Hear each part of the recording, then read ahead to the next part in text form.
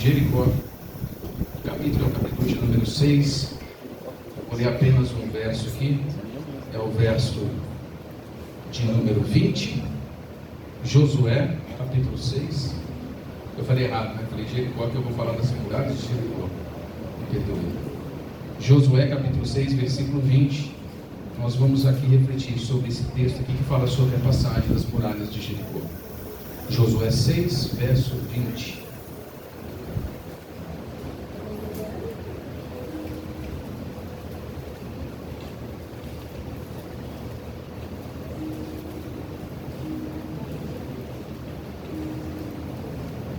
Amém? Todos encontraram aí?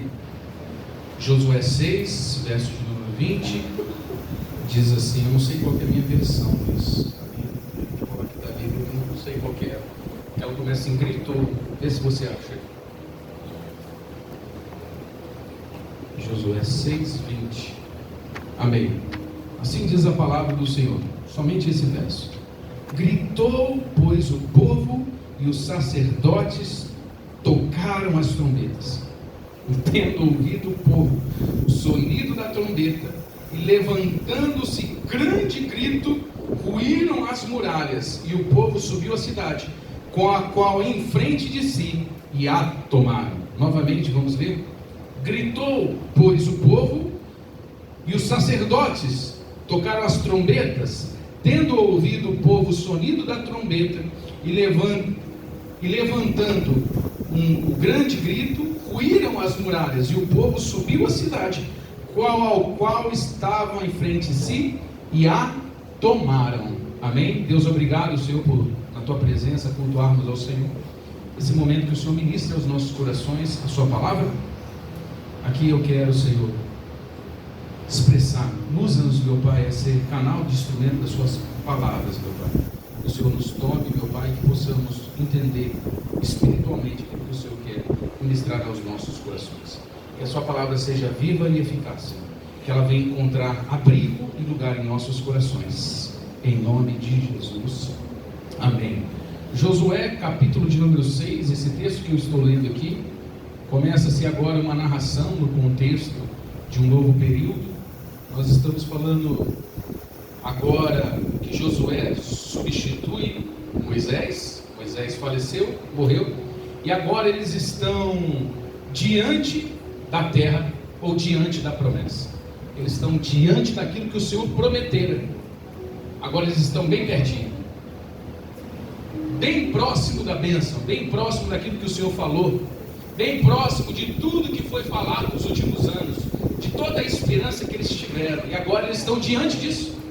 E aqui em Josué, capítulo de número 6, o povo está gritando, irradiante, clamando debaixo da ordem de Deus, e vendo o Senhor entregar a promessa nas mãos deles.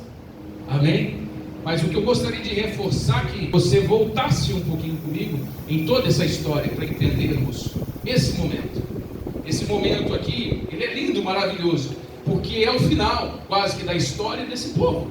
Mas nós temos toda uma história que nós tiramos grandes lições do que aconteceu até esse momento. E aí nós voltamos nos últimos 40 anos. Os últimos 40 anos foram anos em que eles viveram e presenciaram muitas coisas nas suas vidas. Há 40 anos atrás, eles estavam saindo lá da Babilônia, lá da terra do Egito. A Babilônia não era a cidade da Babilônia, me desculpa, porque quando nós remetemos a Babilônia teologicamente, nós falamos de escravidão, de vida presas, né? Mas nesse caso aqui em específico do Egito, de uma vida de escravidão, uma vida de prisões, uma vida sem esperança, mas o Senhor estava a favor do seu povo. O Senhor ouviu o clamor do seu povo e trouxe libertação através de Moisés. Moisés, sendo instruído por Deus, foi até lá, naquele Egito, naquele deserto ali que eles estavam, e ali foi levado para ser instrumento de Deus aquele povo. Falou a Faraó, e o Senhor usou a Moisés, e vieram as pragas sobre a terra. E em todas as pragas o Senhor confirmou que Ele era Deus acima das pragas, porque não era apenas uma praga, Ele poderia fazer de qualquer maneira, mas o Senhor tem o jeito de fazer, o propósito de fazer, e o ensinamento diante de todas as coisas. Então cada praga confirma aqui que Deus é Deus acima de todas as coisas. Deus é acima Deus é acima das expectativas humanas, das impressões que nós criamos, das lições que tivemos em toda a vida. Deus vem para ser Deus acima de todas as coisas. Agora o povo vira as pragas, o povo está saindo da terra do Egito, e logo que Faraó, na 10ª praga, permite eles irem, entrou a Páscoa, onde é celebrada então a cerimônia da Páscoa, vindo na sequência a 10ª praga. Recebendo então essa instrução de celebrar a Páscoa, vem a 10ª praga, eles partem depressa para o deserto, diante e alcançar aquilo que estava aos seus olhos, que era a promessa do Senhor. Eles estão agora à procura da promessa. E a procura da promessa encontraram primeiramente ali já uma outra dificuldade à sua frente, que era um mar. Como que nós vamos atravessar o mar? Puxa, deu tudo certo até agora, mas agora acho que não vai dar certo. E mais uma vez o Senhor abençoou o seu povo. O Senhor foi à frente do seu povo, e você conhece, as águas do mar se abriram, e o povo do Senhor passou de pés enxutos. E aí quando chega no livro de Êxodo, nós vemos a irmã de Moisés cantar do outro lado, o canto da vitória. Assim como Josué no capítulo 6 está gritando e louvando ao Senhor pela vitória que ele havia dado. Então nós vemos que temos que passar por todo esse período para podermos cantar do outro lado e gritarmos de alegria, jubilando diante do Senhor. É isso que nós vemos. Aí agora eles chegaram bem perto da promessa, irmão. Foram lá espiar a terra. Era uma distância muito perto. Não era longe. De onde eles saíram do Egito até a chegada aqui, de onde nós estamos falando da promessa do Senhor, eram poucos dias de viagem a caminho, e tinha quase 2 milhões de pessoas naquele deserto. E ali eles estavam nesse deserto, indo até a promessa. Chegando lá na porta da promessa, Moisés falou assim: olha, levanta 12 espias, cada um representando a sua tribo, e aí cada qual representando a sua tribo vai lá espiar a terra, para ver se a terra realmente é terra boa. O que nós vamos ver lá ao chegar do lado de lá, quais são as dificuldades que teremos, como faremos para possuir essa terra. Então é enviado 12 espias. Você conhece a história dos 12 espias, muito pregada em todas as igrejas, com muitas lições a aprender. Os 12 espias vão lá e voltam com um relato. 10 falam: não vai dar, a terra é boa, a terra mana leite e mel, está aqui o fruto dela, que era um cacho grande, que era necessário mais de uma pessoa carregar, que não era possível carregar o fruto daquela terra, de tão produtiva que era a terra, de tão fruto que era, como que a terra era boa. E eles trouxeram o relato que a terra era boa, mas não dava, porque naquela terra havia gigantes, e não teria como habitar ou conseguir alcançar a promessa do Senhor, porque havia obstáculos e dificuldades. E veja que, então, diante desse relato, 10 dizem: não vai ser possível nós conseguirmos alcançar a promessa. Mas 2 homens falam: vamos e vamos possuir, vamos alcançar essa promessa. Salvo esses que era Josué, esse que nós acabamos de ler aqui, Josué no capítulo de número 6, que está lá agora na porta da promessa, e Caleb também. Eles falaram: nós vamos tomar posse da terra do Senhor. E aí voltando, então inflamou o povo, porque notícia ruim pega. Oh meu Deus, fala: não vai não, filho, não vai viajar não, que é dificultoso o negócio. Você começa a criar impressões, você começa, sabe, a querer já criar obstáculos para ver se você vai fazer aquela viagem, aquele desafio, aquilo que você tanto planejou e sonhou, mas vem uma voz dizendo: não dá certo não vai não. E aí o povo inflamado com a notícia dos 10, ele ouvindo os seus líderes, porque na verdade não eram 10 pessoas comuns, eram 10 líderes, e o líder tem uma voz aqui, pelo menos representativa, e ele representava a sua tribo, e eles falaram assim: olha, vamos ouvir o nosso líder, é melhor não ir. Aconteceu algo aqui, irmão. Aqui já começa grandes lições para nós. Deus não gostou daquele comportamento, e a gente está preocupado com o comportamento e com a reação dos homens da terra. Deus não gostou daquela atitude deles, porque Deus falou assim: eu mandei, entra, toma posse e possua. Vocês voltaram com o relato que não tem jeito, parecendo que eles se esqueceram de agora o que acabaram o Senhor de fazer por eles. 1, 2, 3, 4, 10 pragas, mar vermelho abriu, chegou do lado de lá, cantaram, a água era amarga, tocou na água, a água virou potável. Já imagina? Eu falo, irmão, se é eu, oh meu Deus, eu estava lá ainda glorificando a Deus, lá na porta, vai, ó, vem, ó, que a gente é baixinho primeiro, você sabe como que é, né? A gente através, meu Deus, aqui que você vai ver, que você não pega. Eu estava lá glorificando até agora. Agora a gente está murmurando para ver se Deus vai nos dar a promessa ou não. Que sentimento que é esse que nós, seres humanos, conseguimos carregar e nutrir no mesmo corpo? De ver a bondade de Deus, entender nas Escrituras, no nosso espírito, que Deus é bom, é poderoso, faz, mas ao mesmo tempo recuamos diante do que estamos vendo. Aquilo chamou a atenção de Deus, e eles olharam assim e falaram assim, não vamos. E Deus falou assim, vocês não vão? Então Deus falou assim, então faz o seguinte, agora vocês deem meia volta e vão agora para o deserto. Aí o povo ouviu essa instrução de Moisés e falou assim, não, Moisés, nós vamos. Deus falou para Moisés, não vai. Ele falou assim, não, desculpa, Senhor, nós vamos conforme a sua ordem. Moisés falou assim, não vai, porque Deus falaram para ele, não vai. Se eles forem, eu não estarei mais com eles. Agora, Moisés, faça eles voltar, e por eles terem ficado 40 dias espiando a terra, eu darei para cada dia 1 ano nesse deserto. E por isso eles ficaram 40 anos no deserto, rodando. Entenda que tudo tem uma explicação, e talvez você não sabe as explicações do porquê na sua vida, ou o motivo que está acontecendo, um período de alguma coisa na sua vida, mas entenda que nada é por um acaso. Não é 40 anos, porque ele foi aleatório, Deus chutou lá, porque 40, eu quero vocês 40 anos no deserto. Um Deus que quer te libertar, irmão, sabe onde que Ele quer te tirar e de onde que Ele quer te colocar. Amém? Deus sabe o melhor lugar para você, e Ele tem esse lugar reservado para os seus. E agora eles estão diante da terra prometida. Esses 40 anos foram 40 anos atravessando o deserto. Diz a palavra de Deus, quando eles pisaram no deserto, começaram a trajetória no deserto, o Senhor proveu todas as necessidades desse povo lá. O maná vinha diariamente. Havia pão, havia comida, havia carne. Diz que as sandálias dos pés, nem elas se desgastaram. E olha lá, irmão, que eu tenho uma havaiana lá em casa, que malemar dura 2 meses, não é verdade? Um chinelo que você tem, imagina 40 anos andando no deserto, chão batido, e nem a sandália rasga dos seus pés. É impressionante que eu fico imaginando que tinha criança lá que tinha sandália pequena, como que ficava uma sandália grande, né? Olha só que mistério que é isso aí, coisa impressionante que é o que Deus faz. A provisão de Deus à noite, e na direção e no sustento de dia. À noite a coluna de fogo, durante o dia a nuvem, para que você não tomasse aquele sol escaldante do deserto. Esse é o nosso Deus. Esse é Deus. Prazer, a Bíblia nos apresenta esse Deus que servimos. Esse é o Deus que nós nos apresentamos a esse Deus, que entendemos o amor e a generosidade dele. E agora chega aqui em Josué capítulo de número 6, eu quero também entender alguma coisa para a gente compreender melhor aqui esse texto. Aí chega no Josué capítulo 1, Moisés faleceu. Josué substitui Moisés, agora está bem próximo, os 40 anos se passaram, e agora Josué está com a missão, está responsável por completar aquilo que eles já tinham feito por todo o período, já acabaram o período que o Senhor permitiu, agora era só alcançar a promessa.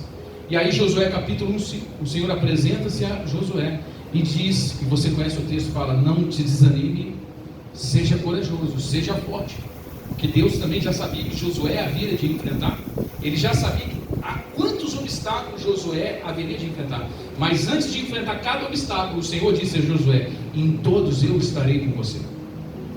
Entenda, irmão, que nós não sabemos o que vamos enfrentar, como Josué não sabia o que enfrentar, mas a palavra de Deus e a orientação divina é que em tudo que nós vamos viver, enfrentar, e as dificuldades, eu estarei com você. Por isso é uma das palavras que mais se repete em toda a Bíblia, não temas, creia no Senhor, seja forte, seja corajoso, porque o inimigo, o vosso adversário, ele não poderá contra nós. Por que nós? Porque agora nós estamos mais sozinhos, o Senhor está conosco também. E o Senhor era com Josué. E aí começa então, e aí entra o capítulo de número 2 de Josué. Josué agora envia também espia, mas agora ele não envia 12, ele envia 2. E os 2 espias vão espiar a terra de Jericó. E ali eles foram abrigados por uma mulher chamada Raabe, uma mulher que morava em cima dos muros de Jericó, porque o muro de Jericó, que nós estamos lendo aqui agora, era muito, muito alto. E alguns estudiosos vão fazer uma análise sobre o tamanho e a postura desse muro, a posição desse muro, a fortaleza que era. Diz que esse muro tinha quase 10 metros de altura, aproximadamente de 6 a 10 metros de largura, e tinha mais de 40 mil metros quadrados de muro, por uma extensão toda da cidade. E não era um muro do lado de fora, e um outro muro do lado de dentro. Ou seja, um muro em que se tem uma casa em cima. Você imagina como que esse muro não é. Nesse muro tinha casas. E aí tinha uma mulher chamada Raabe. Segundo a Bíblia fala que ela era prostituta. Recebeu os 2 espias. É uma lição tremenda. A mulher recebe os 2 espias lá na casa dela e fala assim: são daquele povo que está no deserto. Escuta isso, irmão. Escuta isso. Se é daquele povo lá, seja bem-vinda na minha casa. Porque eu tenho ouvido as proezas que Deus tem feito no meio de vocês. Eu conheço as histórias que Deus tirou vocês lá do faraó. E contra faraó ninguém pode. Foi de lá que Deus tirou vocês. Que onde vocês têm passado é vitória atrás de vitória. Deus tem sustentado vocês. E por onde vocês passam, Deus passa com vocês. Olha o que a prostituta falou para os homens. Na minha casa vocês são bem-vindos, porque eu louvo ao Senhor Deus. Eu admiro o seu povo. Quero poder, quem sabe, fazer até parte desse povo. Se quando vocês vierem passar por essa terra aqui, não me pouparem, eu peço que tenha clemência da minha pessoa. E aí ficaram sabendo na cidade que havia 2 espias na casa dessa mulher. Mandaram mensageiros lá e foram falar com a Raabe. A Raabe mentiu. A Raabe falou: eles não estão mais aqui em casa. E ela escondeu os 2 espias. E ela falou: vai que vocês alcançam ele. O povo foi atrás dos espias, não achou que eles estavam lá na casa da Raabe. Quando eles saíram de lá, eles falaram assim para a Raabe: ó, nós vamos voltar, mas a sua casa será poupada. Promessa nossa. Você e a sua casa será poupada. E aí eles foram e voltaram. Agora volta todo o povo aqui no capítulo de número 3. Eu estou fazendo isso porque eu quero que você entenda, irmão. Jamais vou trazer um versículo aqui e ficar fazendo só para você falar esse versículo. Entenda o que eu estou falando. No verso de número 3, agora eles vão atravessar o Jordão, que é o rio, para chegar em Jericó. Porque eles estavam afastados. O povo estava chegando bem próximo de Jericó, tinha que atravessar o rio. Irmão, capítulo 3 de Josué, anota isso para você entender. O Senhor fala: eu irei adiante de vocês, e os sacerdotes levarão a arca da aliança. A arca da aliança tinha a presença do Senhor, a qual estava instruída para Moisés edificar para o tabernáculo, que está em Êxodo, capítulo de número 25. E a arca da aliança possuía 3 elementos dentro dela: o maná, a vara de Arão e as tábuas dos 10 mandamentos. Tinha a lei, a instrução do Senhor, tinha o poder de Deus e tinha a provisão do Senhor. Aquela arca, ela representava a presença de Deus. Aqui no capítulo de número 3, quando eu comecei isso, eu entendi perfeitamente o que nós temos que entender todos os dias. Por 9 vezes nesse capítulo, Senhor, a arca irá passar. A arca vai, o povo espera. A arca vem, se afasta. Começa a instrução em volta da arca.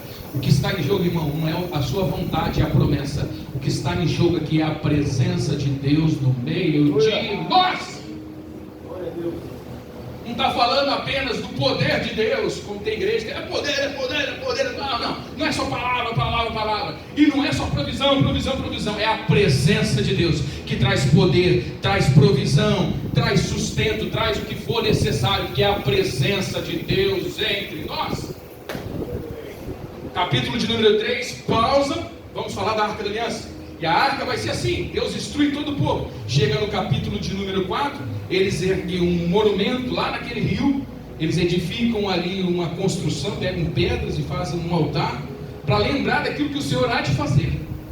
Olha só como Deus é maravilhoso. Ele fala assim: a partir desse momento, começa a colocar sua fé, porque daqui em diante agora você não vai voltar mais de uma banana.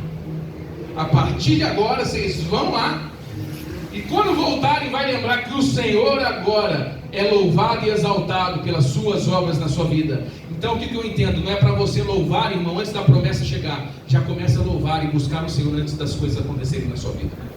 Antes do muro cair, já ergue o altar. Já vamos construir o altar do Senhor. Obrigado, Senhor. Obrigado pela provisão, obrigado pela sua presença, obrigado porque o Senhor tem a palavra sobre nós. E eles montam para agradecer a Deus por aquilo. E olha que interessante, agora eles celebram a Páscoa. A Páscoa, para quem não conhece ou não sabe no correr teológico, a Páscoa ela foi substituída pela Santa Ceia. O Senhor Jesus celebrou a última Páscoa, e depois ele celebrou a primeira Santa Ceia. A ceia, né? A gente fala Santa Ceia, mas ele celebrou a ceia diante dos seus apóstolos que estavam diante dele da mesa e falou: a partir desse momento da Páscoa vocês irão celebrar a ceia que nós celebraremos hoje. Olha o que o povo está fazendo antes de conquistar a promessa, aliança com o Senhor. Não pula etapa, gente, porque é esse que nós estamos entendendo, que a pessoa quer a promessa, quer o mundo derrubado da vida dele, mas não quer aliança com o Senhor, não quer pôr aliança, não tem compromisso com o Senhor. Por quê? Porque qual o povo que celebrava a Páscoa, pastor Zé Roberto? Não era o povo de Deus? Os outros povos celebravam a Páscoa? Não. Os outros povos, as outras pessoas celebram a ceia? Não. Mas o povo de Deus celebra a ceia porque tem aliança com o seu Deus. Não adianta a gente viver uma vida afastada diante de Deus e querer os muros derrubados na nossa vida, se nós não temos aliança com o Criador, com a sua palavra, se nós não erguemos altar ao Senhor. Esse é o entendimento da Bíblia. E aí no capítulo, então, ainda no capítulo de número 5, ele fala para aqueles homens que estavam no deserto se circuncidar. Olha só, deixa eu só pausar aqui, agora a gente vai entrar no capítulo 6. Por que era necessária a circuncisão? Que toda criança nascida no meio do povo do Senhor, que saíram das terras do Egito, elas eram circuncidadas, porque a circuncisão marcava o compromisso público diante do Senhor, dizendo: eu sou do Senhor. É o selo e a marca que o Senhor é o nosso Deus. Hoje nós não temos a circuncisão, mas nós temos uma confissão pública para fazer. Então esses que nasceram no deserto nos 40 anos passados, irmão, eles não eram circuncidados, mas agora deveriam ser circuncidados, porque para alcançar aquilo que o Senhor tem para entregar, nós temos que ter um compromisso público com Ele realmente. Irmão, não tem como ter uma fé remota, uma fé online.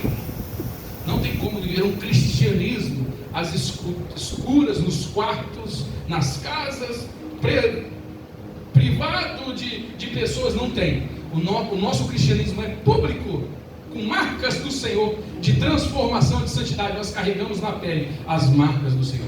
Amém. O Senhor está falando: o povo vai alcançar a minha promessa, Josué, circuncida eles. Aleluia.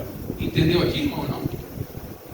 Tudo que eles passaram e o ensinamento do que preve a entrada deles na terra prometida. Ainda no capítulo de número 3 de Josué, Deus fala assim: ó, santificai-os, porque amanhã o Senhor fará maravilhas no meio de vós. Nós queremos as maravilhas do Senhor, mas santificar, que é separar, viver exclusivo para Deus, para buscar as coisas do Senhor, em prol dele, com a nossa mente, com o nosso corpo, com a nossa rotina, nós não queremos.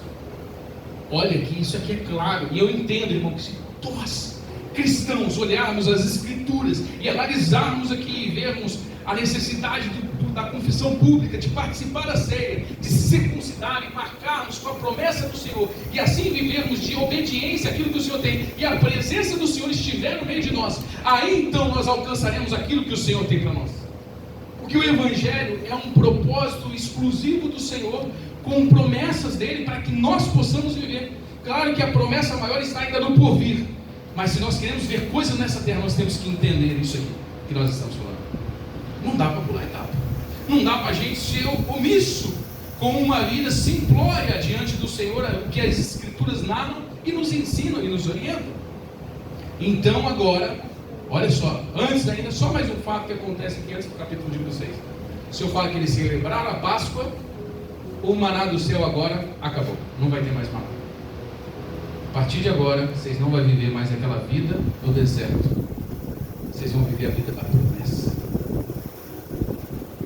Daquele dia, quando eles terminam de celebrar a Páscoa, que está no capítulo 5 de Josué, se você quiser ir na sua casa depois, acabando de celebrar a Páscoa, no outro dia não teve mais maná do céu. Eles comeriam das promessas da terra prometida. No capítulo 6, agora, atravessam o Jordão, santificaram, estão prontos, celebraram a Páscoa, sabe? Está tudo preparado, tudo montado. Agora eles estão diante das muralhas de Jericó. Eram ali algumas cidades que compunham todo o complexo. Jericó era a primeira cidade a ser vencida, a confiar que para atravessar todas elas só poderia ser através do Senhor, porque era um povo, irmão, escravo, era um povo que estava no deserto, não era um povo habilidoso na guerra, mas eles teriam que enfrentar dificuldades aqui nessa terra. Aí antes deles chegarem em Jericó, Josué está ali. Um anjo do Senhor aparece a Josué. Está em Josué capítulo 5, versículo de número 12. Não precisa colocar isso, não. A gente vai ler e não vai ter tempo. E o anjo se apresenta ao Senhor. O Senhor vê, o Josué vê aquele anjo. E aquele era um homem guerreiro com uma espada na mão. Josué pergunta: você é dos nossos ou você é deles? Ele fala: eu sou dos nossos, porque eu sou enviado de Deus. Eu sou o príncipe do exército do Senhor. Olha o que eu já vou entendendo aqui. Promessa diante de nós, um muro diante de nós. E se eu tivesse que dar um nome a essa mensagem, que o Luiz vai me perguntar depois, é uma muralha no nosso caminho. Nós vamos alcançar a promessa, mas tem uma muralha na nossa frente. Só que antes de transpormos as dificuldades dessa vida, vem uma notícia do Senhor a você hoje e a mim também, dizendo: a muralha está aí, mas não precisa ficar com medo não. Você vai guerrear de cá e nós vamos guerrear com você do lado de lá. Glória a Deus, louvado seja Deus, porque nós não estamos sozinhos nessa guerra. Quem acha que está buscando ao Senhor por bênçãos, promessas, não é. Nós estamos numa conquista de guerra espiritual, de lutas travadas diariamente, constantemente, em prol das famílias, do reino, das coisas espirituais diante de nós. E nós olhamos logo o obstáculo que está diante dos nossos olhos. Como eles olharam o mar, como eles olharam o faraó, como eles olharam anteriormente, quando eles espiaram. A muralha continua lá, irmão. Deus não mandou um anjão com a bandeja na mão e falou que aqui é a chave dourada que abre a porta central da cidade. Mandou? Ele falou: vai ter luta aí. Vocês vão lutar e nós vamos lutar com você também. Deus está falando: toda a luta travada por você. Ele sabe o que você passa, sabe qual que é a dificuldade que você enfrenta, vai enfrentar, e Ele vai estar com você também. Que o Senhor não está só assistindo a nossa caminhada nessa terra, Ele está conosco em todos os momentos. Ele está conosco quando a guerra, diante da dificuldade, Ele está conosco diante do mar, Ele está conosco na cova dos leões, na fornalha de fogo. Tudo que nós vemos, o Senhor está conosco. Por isso, nós entendemos que o Senhor não tem como voltar atrás, não é mais um caminho de volta para nós, irmão. Até porque agora não dá mais para a gente voltar, o mar acabou também. Não dá mais, esquece, se arrepender e falar: ó, agora será que não dá para voltar, ficar só com o mar no deserto? Agora não dá mais não. Agora é vai ou vai. Porque já foi essa época aí de você não querer ir para frente. Agora nós só temos que atravessar essa muralha. Quero falar para você: atravesse as muralhas. Não faça as muralhas impedir você de viver ou alcançar as promessas do Senhor na sua vida. Tudo que passamos ou enfrentamos, irmãos, tudo, sem exceção, nós vamos vencer todas as passagens nossas nessa terra. Não tem nada que possa impedir o cumprir de Deus nas nossas vidas. Nada, não tem nada. Nem a morte pode, nem as enfermidades podem, nem as doenças podem, nem as adversidades, nada pode. Em todas as coisas nós já somos mais do que vencedores. E por isso que lá em Hebreus capítulo 11, no versículo de número 30, fala assim: olha, e pela fé as muralhas de Jericó ruíram. Por quê? Porque quando a gente chega diante da promessa que tem uma muralha, e a gente já se santificou, já se preparou, já estamos aqui obedientes, já a arca está para lá e para cá, já estamos obedientes, estamos fazendo o que o Senhor quer, estamos vivendo de acordo com o que o Senhor nos instruiu. Nós temos uma ferramenta, e a ferramenta que nós temos para derrubar Jericó não é pá, não é marreta, não é bomba atômica, não é um míssil, carro blindado do exército para nos ajudar a derrubar as muralhas, não é. É a fé. Qual é a ferramenta nossa, pastor? Qual é a ferramenta que usamos contra as muralhas, contra os gigantes, contra as adversidades? Se chama fé em Deus. Acreditar nas promessas do Senhor sobre a nossa vida se chama fé.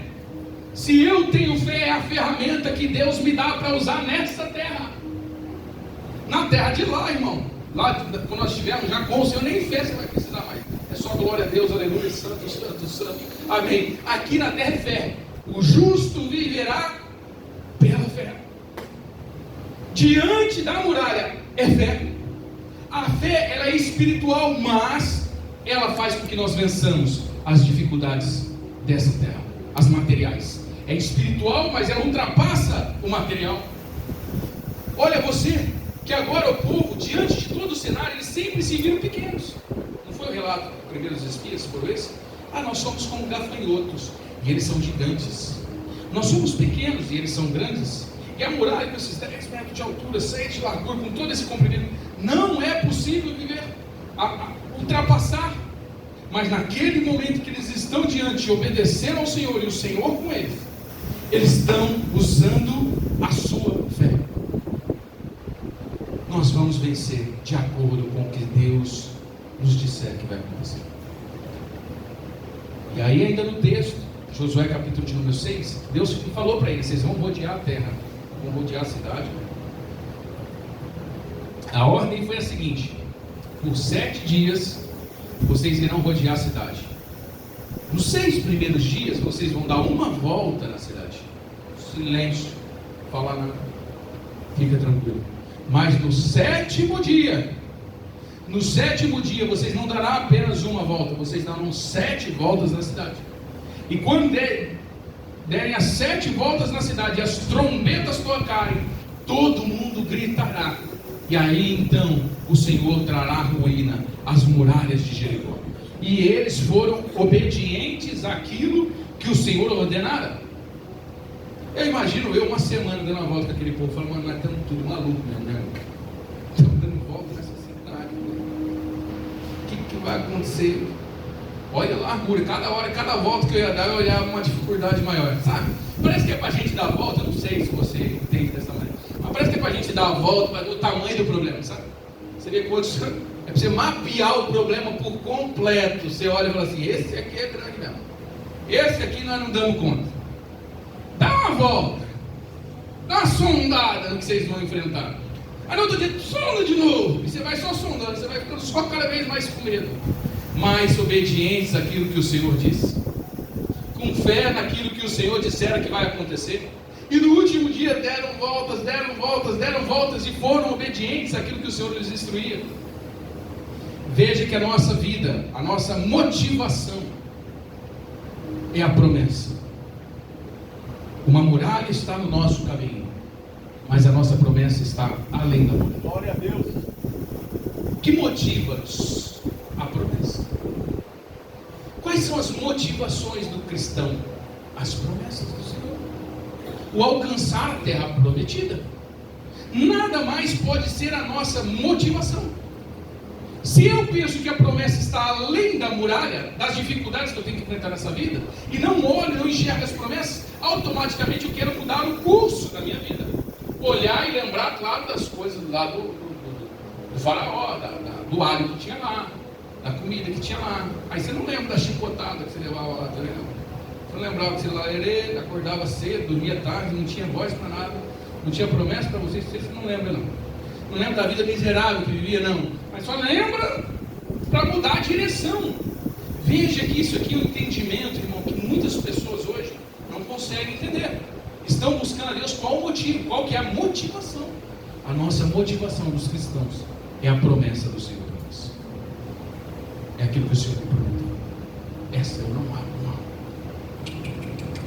Não sei como está a sua vida nessa terra. A conta está paga, está empregado, está tudo acontecendo, a empresa está do jeito que você queria, começou um negócio novo, as coisas estão acontecendo. Não sei as dificuldades que você está vivendo nesse momento, mas uma coisa tem que ser a sua motivação, não é as coisas dessa terra. A nossa motivação tem que ser a promessa do Senhor para nós. O que me move a alcançar a promessa. Então, diante disso, não é o sermão que eu prego, pastor Zé Roberto prega, pastor Márcio, Luiz, todos os dias, não é daqui da igreja, eu vou lá por causa do sermão. Que sermão, irmão? Vou por causa da promessa do Senhor. Glória a Deus e glória a Deus. Com sermão, sem sermão, é a promessa que eu não abro mão. Essa promessa que o Senhor já disse que vai nos entregar, e por ela que nós caminhamos, nos movemos e vivemos, por essas promessas, somos obedientes a isso. E claro que quando nós olhamos isso, nós vemos o nosso medo, qual que é os nossos medos? Não alcançar as bênçãos do Senhor? Não alcançar as... Eu tenho um medo muito grande, irmão, confesso para você. Não é dos obstáculos. Não é as adversidades. Não é. Eu costumo falar, parece que é. Eu tenho 40 anos. Estou arredondando para menos, viu? Porque eu tenho mais. 40, né? Para baixo. Está mais perto de 40 que 50. Tenho 40, irmão, mas parece que eu já vivi uns 215. Meu Deus, é problema, hein? Cada fase da nossa vida a gente enfrenta uma muralha, um gigante, um Deus. Só a glória de Deus na nossa vida. Meu medo não é, irmão, os problemas. O meu medo é não viver aquilo que o Senhor tem para mim. E eu não acreditando que eu preciso lutar, eu abandone a sobra do Senhor na minha vida.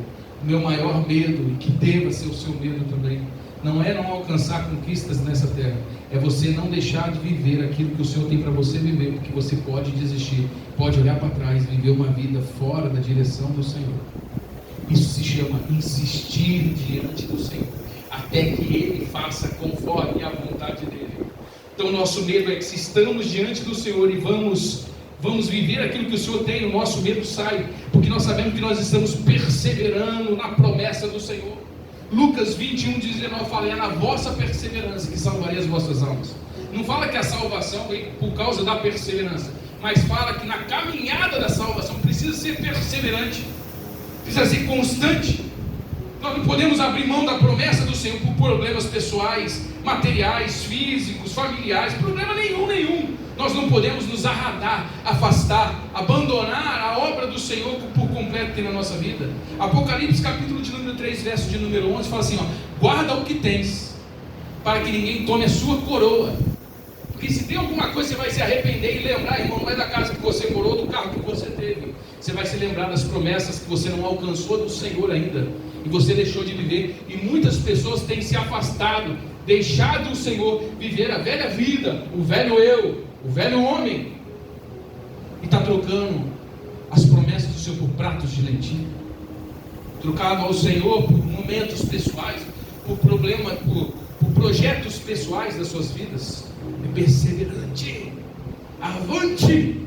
Diante de nós está aquilo que o Senhor quer que nós alcancemos, e só nós mesmos podemos impedir isso acontecer. Só nós, de tirarmos nossos olhos do Senhor. Terminando, porque o inimigo não pode fazer você não alcançar a promessa. O problema também não. As dificuldades também não. O único que pode fazer com que você não alcance as promessas do Senhor é você, e sou eu mesmo.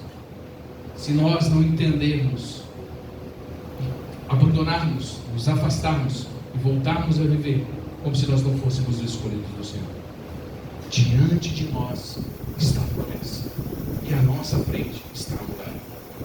E aí no verso de número 20, Josué 6:20, eles gritaram e as muralhas caíram, porque tem o tempo de ficar em silêncio e de ser obediente à vontade de Deus para viver aquilo que o Senhor tem para nós. Mas vai chegar um momento de dar glória a Deus também. Vai chegar o momento da gente atravessar o rio e cantar o cântico da vitória do outro lado.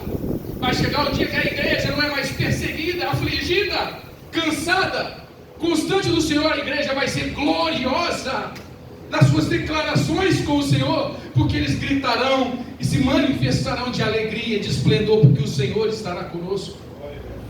Chegará esse dia também. Não sei em qual etapa da jornada que você está, das dificuldades que você enfrenta, mas eu sei que se prepararmos, se continuarmos, participarmos da Páscoa, nos santificarmos, circuncidarmos e deixarmos a presença de Deus governar a nossa vida e sermos obedientes, resumir toda a pregação agora nesse último minuto, você vai alcançar as promessas do Senhor na sua vida. Toda a muralha, irmão, vai cair. Toda a muralha cai diante do Senhor. Não existe problema nenhum que permaneça. Eles louvaram ao Senhor. Agora deixa eu só fechar aqui com uma leitura rápida, que está em Romanos 8. Romanos 8, é bem rápida essa leitura. Eu vou traduzir isso aqui agora para o Novo Testamento, essa passagem toda. Olha aqui Romanos 8. Eu vou espaçando os versículos, porque senão eu deveria ler o capítulo todo. Fala assim, Romanos 8.